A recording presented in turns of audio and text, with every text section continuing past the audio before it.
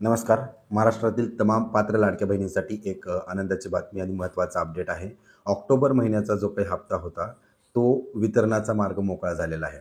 आपण पाहतोय की हप्ता वितरण करण्याचे 3 ते 4 टप्पे असतात, ज्यामध्ये की पहिलं लाभ ट त्यामध्ये पहिल्या टप्प्यामध्ये लाभार्थ्याची संख्या काढली जाते. त्या लाभार्थ्याच्या संख्येवरनं त्याचं बजेट ठरवलं जातं. दुसऱ्या टप्प्यामध्ये त्याला लागणाऱ्या निधीची तरतूद केली जाते. तिसऱ्या टप्प्यामध्ये जी-आर निर्गमित करण्यात येतो आणि काल 29 ऑक्टोबरला याच संदर्भातला तिसरा टप्पा हा पार पडलेला आहे, म्हणजे जी-आर निर्गमित केलेला आहे. आणि शेवटचा टप्पा जो आहे तो म्हणजे निधी वितरणाचा. आता जी-आर निर्गमित केल्यानंतर निधी वितरण जे आहे ते अवघ्या 4 ते 5 दिवसात किंवा 1 आठवड्याच्या आत होऊ शकतं. तर त्यामुळं आपण प्रतीक्षा करू शकतो की येणाऱ्या आठवड्यामध्ये म्हणजे नोव्हेंबरच्या पहिल्या आठवड्यामध्येच लाडक्या बहिणींना त्यांचे पैसे मिळतील. आता मुख्य प्रश्न हा राहतोय की बऱ्याच साऱ्या लाडक्या बहिणी आहेत ज्यांची की ई-के-वाय-सी अद्यापही बाकी आहे आणि शेवटची तारीख ही 18 नोव्हेंबर देण्यात आलेली आहे, परंतु पोर्टल अद्यापही व्यवस्थित चालत नाही आहे.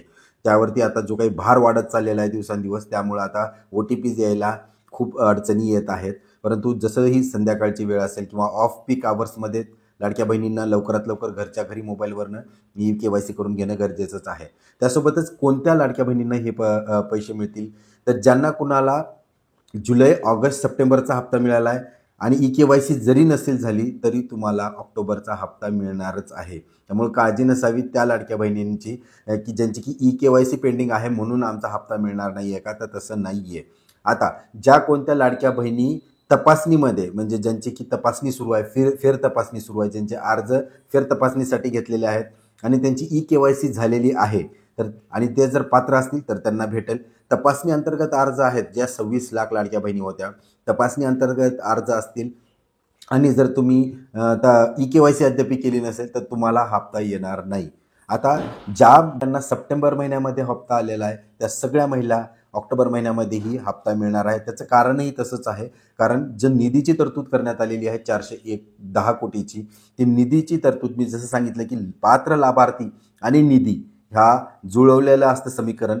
तर ज्या अर्थी निधी 410 कोटी आहे, म्हणजे जो निधी आपल्याला सप्टेंबर महिन्यासाठी लावला होता तितकाच निधी आता ऑक्टोबर महिन्यासाठी दिला आहे. म्हणजेच ज्या महिलांना सप्टेंबर महिन्यामध्ये हप्ता मिळाला होता त्यांना ऑक्टोबरचाही हप्ता मिळणार आहे, अजूनही ई-के-वाय-सी बाकी असेल तर. परंतु माझी तुम्हा सर्वांना विनंती आहे, ई-के-वाय-सी करून घ्या आणि लवकरात लवकर येणाऱ्या हप्त्यांसाठी पात्र राहा. आशा करतो ही माहिती तुमच्यासाठी अत्यंत उपयुक्त आणि महत्त्वाची ठरणाऱ्या अशाच नवनवीन अपडेटसाठी चॅनलला फॉलो करायला विसरू नका. धन्यवाद.